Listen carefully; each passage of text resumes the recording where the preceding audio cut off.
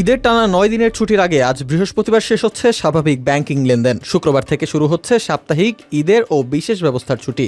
এই ছুটি শেষে ব্যাংক খুলবে আগামী ৬ এপ্রিল। এর মধ্যে আগামী শুক্র ও শনিবার বিশেষ ব্যবস্থায় গার্মেন্ট এলাকাগুলোতে সীমিত সময়ের জন্য ব্যাংকগুলো কিছু শাখা খোলা থাকবে।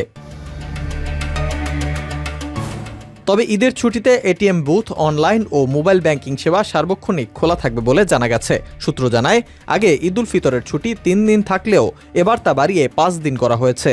এতে আগে পিছে ২ দফা সাপ্তাহিক ছুটি পড়ায় ঈদের ছুটির তালিকা লম্বা হয়েছে।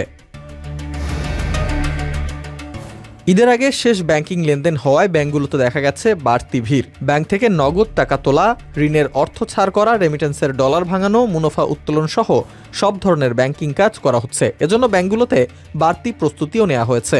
ঈদের আগে গ্রাহকদের টাকা দেওয়ার জন্য কেন্দ্রীয় ব্যাংক থেকে তারল্যের যোগান দেওয়া হয়েছে। ঈদের আগে ২৮ মার্চ শুক্রবার ও ২৯ মার্চ শনিবার বিশেষ ব্যবস্থায় কিছু এলাকায় ব্যাংকের শাখা সীমিত সময়ের জন্য খোলা থাকবে। এর মধ্যে শুক্রবার লেনদেন হবে সকাল ১০টা থেকে দুপুর ১২টা পর্যন্ত। শনিবার লেনদেন হবে সকাল ১০টা থেকে বেলা ১টা পর্যন্ত। এই দুদিন ঢাকা মহানগরী, আশুলিয়া, টঙ্গী, গাজীপুর, সাভার, ভালুকা, নারায়ণগঞ্জ ও চট্টগ্রামের কিছু এলাকায় ব্যাংকের শাখা খোলা থাকবে।